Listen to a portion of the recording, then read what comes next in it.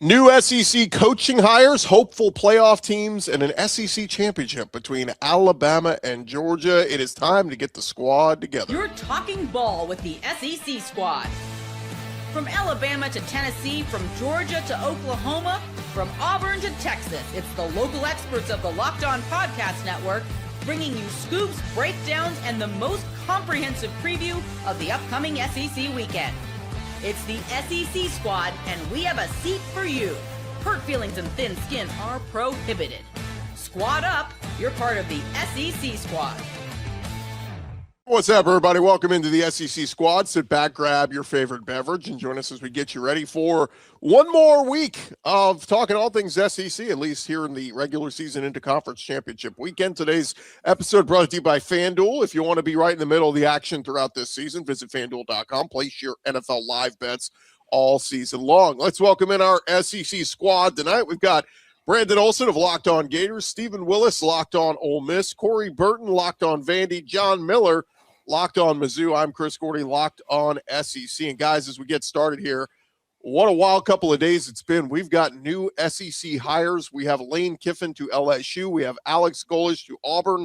We have Jon Sumrall at Florida. We have Ryan Silverfield at Arkansas. We have Pete Golding at Ole Miss. And old Will Stein getting hired at Kentucky. So what a wild couple of days it's been. But I'll open it up. Which hire intrigues you the most? Jon Sumrall to Florida, I think, for me personally. I don't know why, something about it. I just got a good feeling about it. I'm excited for it. I'm jacked up on Mountain Dew because of him. I'm going to let you know that right now. I'm looking forward to that one. We need a badass. We got a badass. Could go horribly, could go great, but we got a badass. And I will at least take solace in knowing that I will not watch my team give up 250 rushing yards to Kentucky again and again and again. We might not win a lot of football games. Who knows how it'll go? But won't have a soft issue on defense anymore. Yeah, I'm looking forward to seeing Pete Golding. I mean, obviously, right? We want to see what happens there, the transition from one to the other. And I also appreciate Ole Miss in their coaches show this season. Not one clip of Lane Kiffin for 22 minutes for the Egg Bowl and afterwards. That was petty and wonderful. Nice. Corey, John? I'll say this. I was nauseated by a lot of the Lane Kiffin experience like everybody else, or I think most people, let's put it that way. But I'm going to take a slightly different take here, which I actually think that having a heel, a bad guy for college football is actually going to be fantastic for the sport. If you look at Major League Baseball right now, everybody's whining about the Los Angeles Dodgers. Well, I haven't heard this kind of national talk or interest in the sport in the 2020s. I just think having a guy that most of the country is going to be rooting against, I think it's going to be great for the sport. I really do. Entertaining as hell. Oh, yeah, no doubt. And since Auburn is one of Vandy's permanent opponents, that one I'm taking the most interest in, Alex Golesh. I think they did well hiring him. I think with South Florida, he came in and turned around. And sorry, Brandon, they came into Gainesville and you could have just completely avoided that part of the conversation. Like you could have just glossed over it. You could have been like, yeah, he got an SEC win. You could have just said that. So sorry, Brandon. But yeah, honestly, like what he did at South Florida, turning that program around and just getting them to play at a high level with what he walked into is incredible. And I think he's walking into an equal mess at Auburn. And I think he's the guy that's going to be able to clean that up. Also, Jon Sumrall is my favorite hire of the bunch. I think Florida did the best in that regard. So this will be a fun cycle. I think the SEC did really well. Even Arkansas, I think, did okay. They're not excited about it, but I think Silverfield will be okay. Let me give you, because John Neighbors isn't here this week, but man, it has been Debbie Doomsday on our group chat with him. No, not Neighbors. This is what he said this morning in our group text. I have a coach that finished 7th in the AAC. Who gives a bleep? So he's not wrong. I would just like to factually revisit. Correct.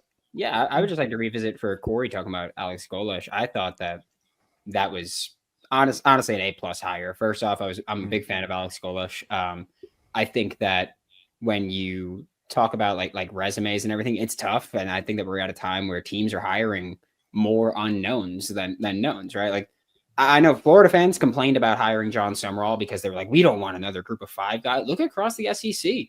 Florida, Jon Sumrall. Auburn, Alex Golesh. Arkansas, Ryan Silverfield. Kentucky, Will Stein, not a G5 guy, but never been a head coach before, and now you got him there.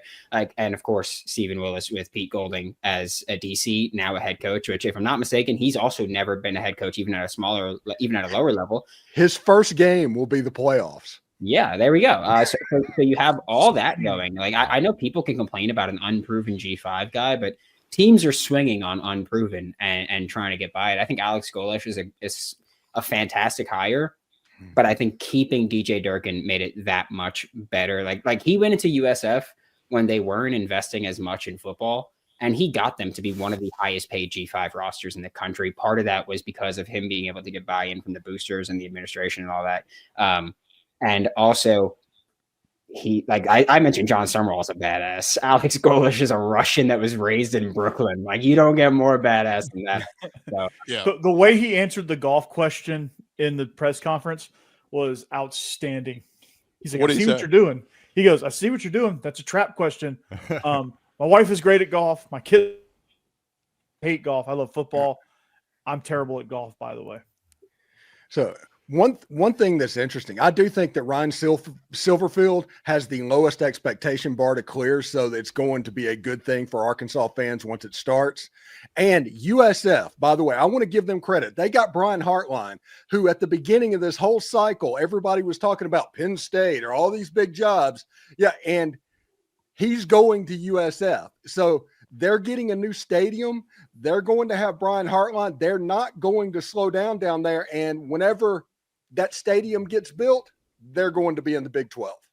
What's fascinating too is you guys mentioned all the G5 guys and coordinators getting chances. I think it was James Franklin going to Virginia Tech and Kiffin going to LSU. Are those the only big power conference coaches that transition somewhere else? It seems like everybody's like catch a rising star. And we mentioned Ryan Silverfield. He is 20 years younger than Sam Pittman. Sam Pittman's 64, 65.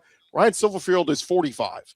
I mean, so it's, I don't know if Ryan Silverfield's going to be any good, but I like that. And then Will Stein, 36 at Kentucky. He's a child, but it's catch a rising star, right? Like, if this works out, this could be our guy. And the same thing, Pete Golding's not super young, but he's, mid-40s. He's 40. Okay, so he's a fairly young guy. He doesn't look it. I'll tell you, with that hair, he doesn't look it. Doesn't he look like the prototypical Ole Miss student? Like what you would think it would be in an encyclopedia? Yeah, he like the Navy coach is the perfect encapsulation of a Navy coach. This is the perfect encapsulation of an Ole Miss student. Yeah. I hope you enjoy my defensive coordinator, by the way. I'm just assuming he's going there. I hope you enjoy him. He'll be the third one on the staff. So, there's going to be enough going around. Let me just add too, I know, Steven's not going to like this, but if the Kiffin, if they give him the resources, I think it's going to work out at LSU. I think he's going to win a lot of games. Now, win a championship, it's tough, make the playoff and anything can happen. But I think all the off the field crap, yes, it's a mess. But Lane Kiffin, in between the lines in the football game going, he's a damn good coach. So we'll see if that works out there. And if you win, people won't care until you leave, and then all the stuff starts coming out. That's it. Yeah, and LSU fans and everybody down in Baton Rouge, just don't give him a dog. That's all you need to do. Well, we'll see if Juice Kiffin goes up there. Oh no, he won't go. No. Penn State, by the way, as of this recording, still doesn't have a coach. So that thing is. I got to announce Penn State's hiring me as head coach. So yeah, they fired James Franklin to get a head start on everybody, and they're going to end up with the guy, the Key and Peele guy that played James Franklin as the head coach. Do you guys? Now it's funny now that we had this transition with all these new coaches. Do you guys think there's anybody I know we're a ways away from going into next season, but who is most on the hot seat in the SEC going into next year? Eli Drinkwood's got a vote of confidence. Clark Lee gets a vote of confidence. I mean, is it one of the guys playing this weekend? Is it Kalen DeBoer? Kalen DeBoer, yeah. Can we be honest? Because I feel like part of this was, and I don't know how valid it is, right? I'm not making assumptions or generalizations, but it kind of felt like part of the Penn State thing when we heard rumors of Penn State might be interested in Kalen DeBoer. It kind of felt like one of the reasons they kind of sat through this whole process was, if he loses, he might be a guy that is looking for a new job. We could wait for this. And so I do feel he gets shellacked. Yeah, Kalen DeBoer's first year, people were his shirt fire him. Like, come on. Like I feel like that's got to be one of those spots where you're just like, dude, like it sucks to be in that situation. It really does, where it feels like anything can kind of just be the nail in your coffin. But it's because he's not Saban. Yeah, Frank, he was always screwed too. Just to throw that out there. I was going to say Frank Beamer and Jeff Levy. Those were the first two names that kind of jumped out to me. Shane. I always do Frank that. Yes, Shane. Yeah, Frank's in deep trouble. Yeah, no, Shane Beamer, obviously. And the wild card in this whole thing, if Steve Sarkisian next year throws up an 8-4, he's going to absolutely be in trouble. Let me give you another one. Josh Heupel. If they lose 4 or 5 games next year, the Vol fans weren't happy with him this year. So, Sarkisian might be in the NFL this time next year anyway. He's rumored for some NFL looks this cycle. And doesn't it feel like A&M losing Colin Klein, that thing could come back down to earth next year? Look, Elko's done a great job, but like Colin Klein's a hell of an OC, man. I just like he's good. So he's good. Very good. He's a hell of an OC. And he's gonna be great. I think he's gonna be a great head coach. He's gonna be a perfect fit at Kansas State. Yeah, he's in a good ass. Yeah, he's gonna take over the Big 12. Seems like he was playing quarterback in the Big 12 like 5 seconds ago to me. Yeah. Well, you're old. That's the thing too. He kind of just popped up. It was like, oh, like he played, and then he was like next thing you know, he was the OC at Texas A&M, and it's like, oh, all right. Well, it seems like he was playing and OCing at Texas A&M at the same time. I was covering Houston Texans training camp when Colin Klein was a quarterback there, so that's been a while. When we return, guys, we do have a game this weekend. We don't have our Georgia or Bama guys on, but we will preview this game when we return. Who you got, Georgia or Alabama, when we return? Squad, talking more ball next. Vanderbilt's trying to schedule one with Miami, apparently. Hey, the holidays are officially here, which means gift hunting season is on. And if you want something meaningful, personal, and guaranteed to get a reaction, Aura Frames is the gift that delivers every time. It's not just something you wrap. It's a way to share memories, because Aura isn't your average picture frame. You can preload the frame with photos before you even gift it. So when you plug it in, the memories are already there. No apps to figure out, no setup headaches, just instant smiles. Whether you're looking for something for your grandparents, the newlyweds, whatever it is, check them out. For a limited time, you could save on the perfect gift by visiting auraframes.com. You can get $35 off Aura's best-selling Carver matte frames, named #1 by Wirecutter, by using our promo code COLLEGE at checkout. That is going to be AURA, auraframes.com, promo code COLLEGE. And this deal is exclusive to listeners, and frames sell out fast. So order yours today and get it in time for the holidays. Support the show by mentioning us at checkout. Terms and conditions apply. SEC squad talking more ball here. And guys, we got a game this weekend. It is the SEC championship. It is Georgia versus Alabama. Georgia sitting at about a 2.5-point favorite according to FanDuel. So I'll put it out there. Who you got? Who wins this one? I took one of my bonus bets over at FanDuel. It's a new thing over at Missouri. You've probably heard 5,000 commercials if you're from my state, but I actually got 1.5. I like Georgia. I just have a feeling. I know the whole narrative is that, well, Kalen DeBoer kind of owns Kirby Smart for whatever reason. It's not even a narrative. That's just been the results, I guess. But I'm just feeling the other way. It's just kind of a gut feeling. I like the Dogs in this spot to come back and win the SEC. They're due, man. Georgia's due for a win against Alabama. It hadn't done a whole lot. I think they're 1-7 in the last 8 games against Alabama. That was a big one. That was a big one. Yeah, they're due. I just kind of think of it as a big one. Yeah, I don't have enough faith or trust in Kalen DeBoer to think that you're going to go into the SEC championship game against Kirby Smart and walk out with a victory. I hate Kirby. I hate that dude so much. He's caused so much pain in my life. This hair is going to be back real quick. But yeah, I just don't trust Kalen DeBoer to be able to go in there and take care of business with the lights this bright. Like I know, in the regular season, all that stuff, but lights are brighter than they've ever been. Kirby shows up when that happens. We don't know what DeBoer is going to do in this situation. We know that he's played obviously, or he's coached obviously big football games before, specifically in the college football playoff. But Kirby is the one that I know is going to elevate his job and his team and his staff for this week. Yeah, it's weird that Kirby Smart's just dominant against everybody, but he sees the Alabama helmet and just pees down his leg essentially. From time to time. I think that stops in this game. I have not been impressed with Alabama over the last 3 or 4 games or so. I think Georgia's kind of peaking at the right time. I think Kirby Smart gets over the hump in this game. Yeah, I mean, it's just I think when you watch the game from earlier this season, Georgia had so many opportunities to win that game, and they didn't. They just kept, they miss a block on 4th and 1 where Cash Jones would have walked in the end zone. They dropped the touchdown pass, and I think Alabama was struggling in the second half of that game, and they couldn't put up points either. And it just took Georgia not being able to score for Alabama to win. So it just. I don't know, like Alabama had to play almost near perfect defensively to win that game. And I don't think Georgia's going to make those same mistakes. And if all else is equal, I think Georgia has the advantage in that regard. Yeah, and Georgia has a field goal kicker. Alabama really doesn't. And that's what it's going to come down to. Yeah, in this game. ask Chris Marler about that. He'll tell you all about them not having a field goal kicker. But I will also say that in that game, Alabama scored all 24 of their points in the first half, came out of the second half and didn't score again. And it's like, I feel like now it's up to Alabama to kind of counterpunch that again, where Georgia, they took your shots. They ended up getting the stops in the entire second half. Now it's up to Alabama to do something new, because you're not going to start off with 24 in the first half and Georgia's got 14 like that. I don't think that I cannot look at this coaching staff again. I hate them with a burning passion. They're the worst, Gordy. You can laugh. They're the worst. I hate them. I know they're going to ruin one Saturday of my life every year, which, to be fair, my team ruined 8 of them. But I will say, like, I can't look at this Alabama staff and say they're going to come out here and be able to answer what Georgia staff is going to do.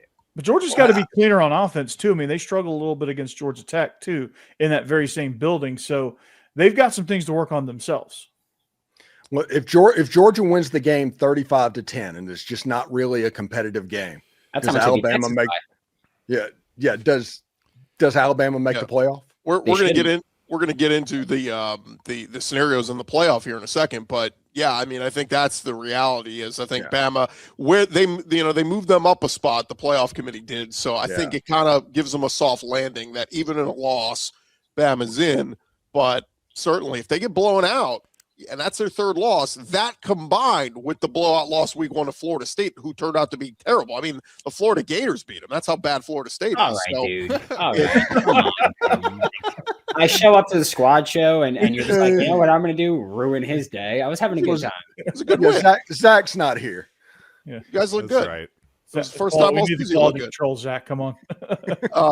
But anyway, so I do think that plays into it. And look, Clint Chamberlain, I talked with him earlier today. He said the key is Kirby and rematches. Like Kirby, it's hard to get Kirby in the rematch. And you guys hinted at it.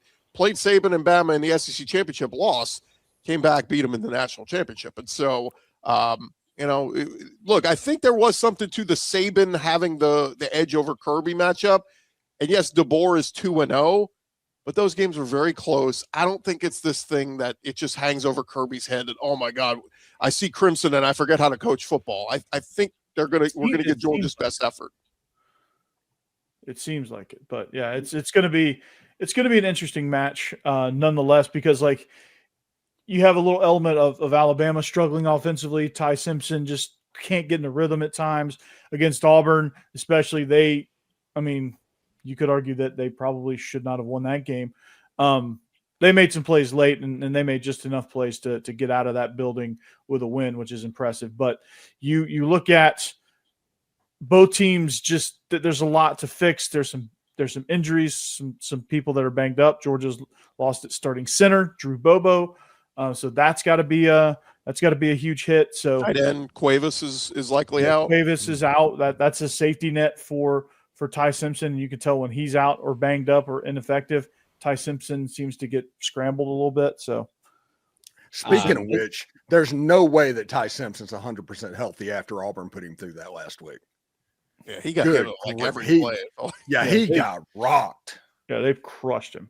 So give me your predictions real quick, Steven. Who wins? What's the score? Georgia 28-10. Oof, 10. Oof. Brandon. I'm gonna say Georgia. I'm giving them 28. I'm gonna say 18 though. 28-18. Corey. Georgia 31-20.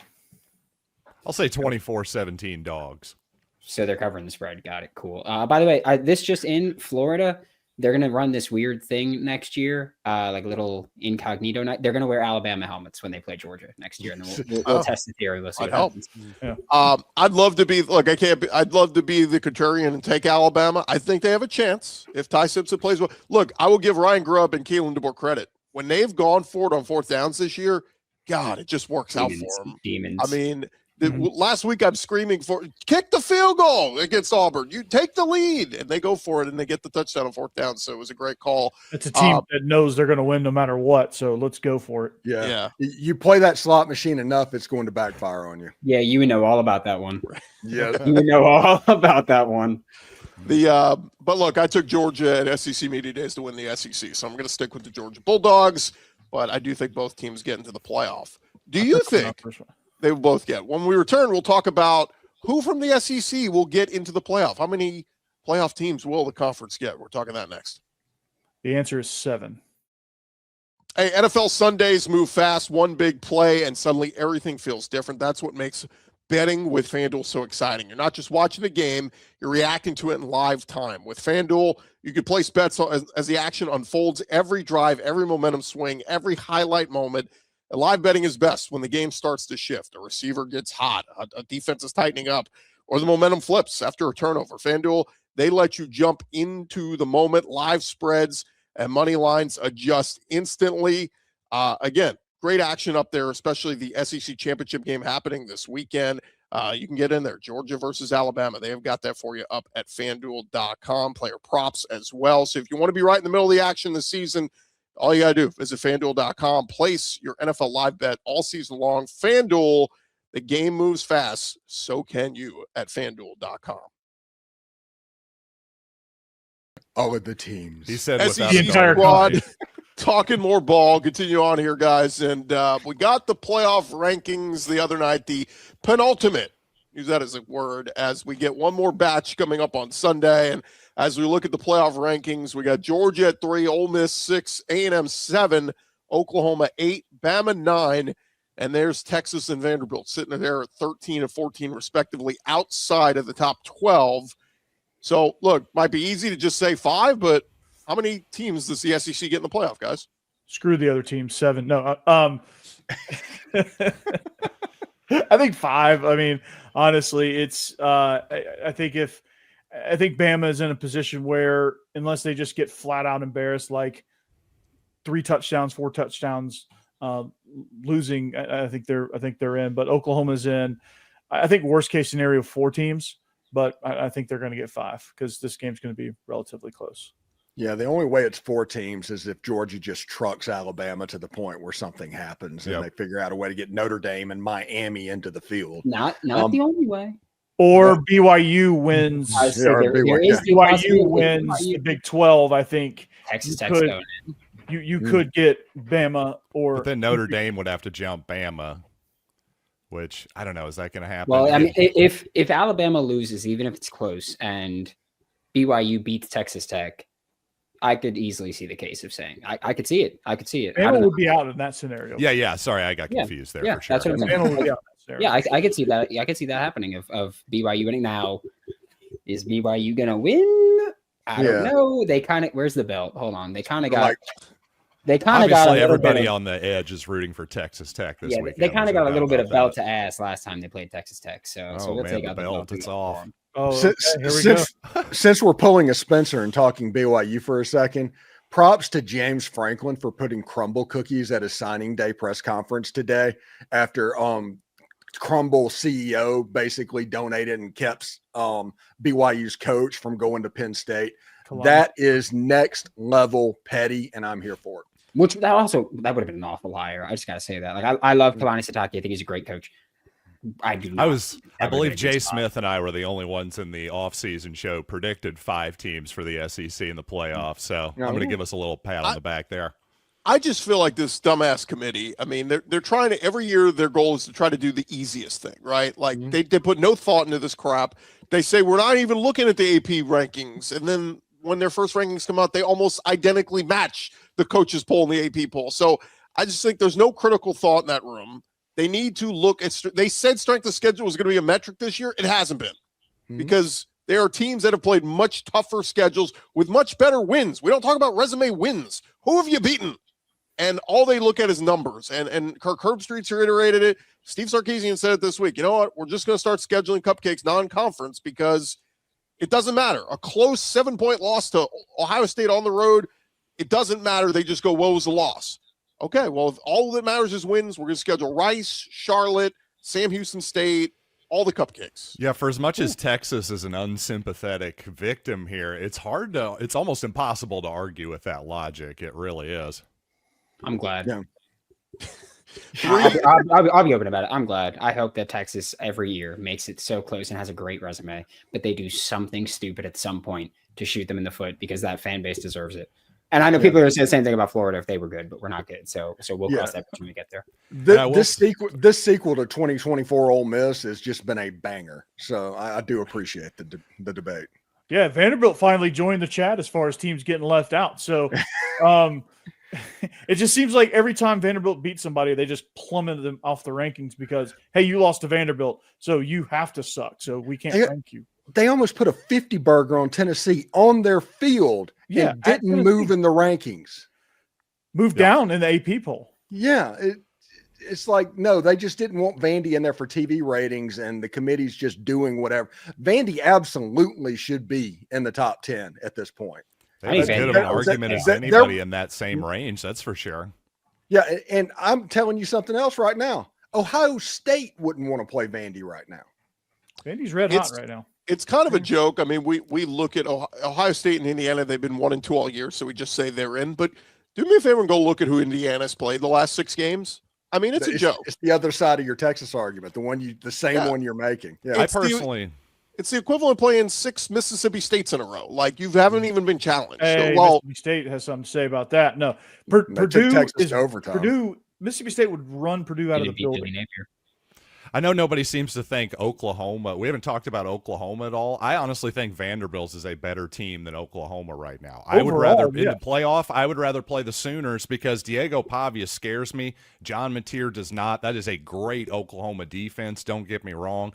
I just think Vanderbilt overall is the better football team right now. And by the way, just one thing quickly, to Gordy's point about the committee being inconsistent.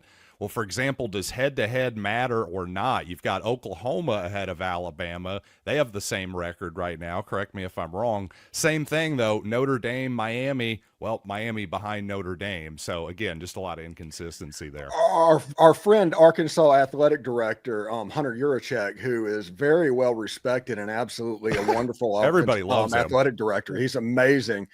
Said that head-to-head doesn't even count unless they're ranked next to each other. That's what he said. And this is it's one of those things. You can't take strength of schedule or head to head or anything into account until they're right next to each other. So yeah, makes sense. Automatic qualifiers. We're not laughing now, are we? Well, I'll say this: the TV ratings matter too. I mean, they want to put. It's about getting the best teams, but like, you know what? If there's a way for me to see Arch Manning and Diego Pavia in the playoff. I'm sorry, James Madison and Tulane. I'd rather see the Stars than. Whoa, dude! You could have mentioned so many other programs. You got a Heisman frontrunner sit out. You're gonna have a Heisman frontrunner sit out of the playoffs. That's just wild. Well, and that's the problem too with the Heisman is we saw the Vegas odds jumped up this week. Diego Pavia's in the driver's seat. The problem is he doesn't play this weekend. Yeah, and both Julian Sayed and Fernando Mendoza do, and they play each other. That's not ideal for Diego Pavia sitting in the driver's seat in a tight race, but who knows? Well, I'll say this. Hey, that game's if Big Ten Championship 7-3.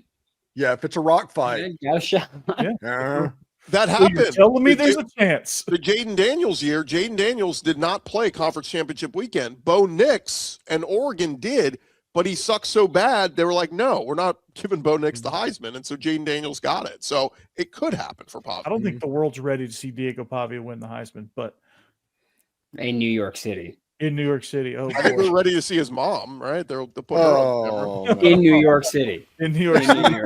With Theo Vaughn, you know. Yeah.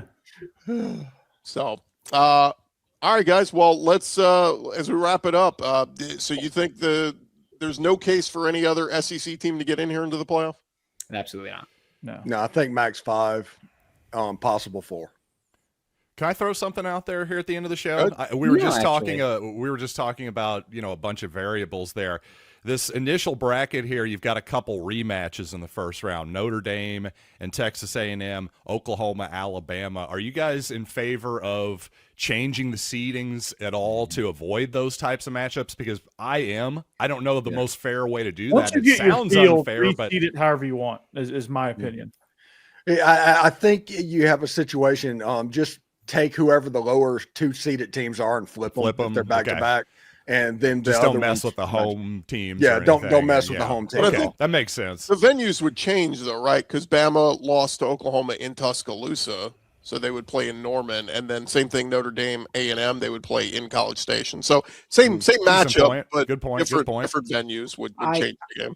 I still would like to avoid it, but I don't even know if that's fair. I was just curious to hear what you all thought about it. Yeah, I think my stance on it is as simple as I think you should just rank the teams. Like I don't think you should care. Like I know they do care about this and they do talk about this. I'm sure they talk about the rematches. I'm sure they talk about, imagine if we can get Arch Manning versus whoever and make that a show. Like personally, and again, I know there's too many factors and too many people involved to do this.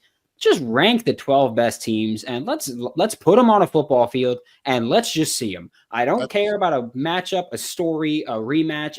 I don't care. Just put the 12 best football teams in the country. Sorry, the 10 best football teams in the country, whichever group of 5 team gets in, and God forbid the ACC makes it in because oh my god, they're worse than the AAC right now. But just put the 12 best teams you can. Let them play football and figure it out. I just want to see. You're overcomplicated. I just say 1 through 12.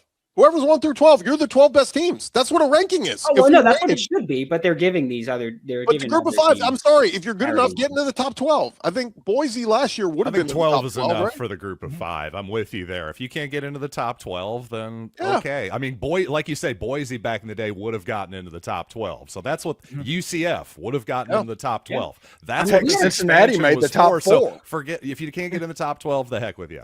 I'm with you completely. We also have the very real chance of what is regular season 7-5 Duke getting in. I don't think they get in though. Would they? They're not in. I don't think Duke can get in because and then Dick Vitale James would lose his Madison mind. wins. There's 2 G5 teams that would make the field, and that would be it'd be good for Ole Miss with the current seeding, but it would be bad for the college football playoff. Yeah, but like if Troy beats if Troy wins.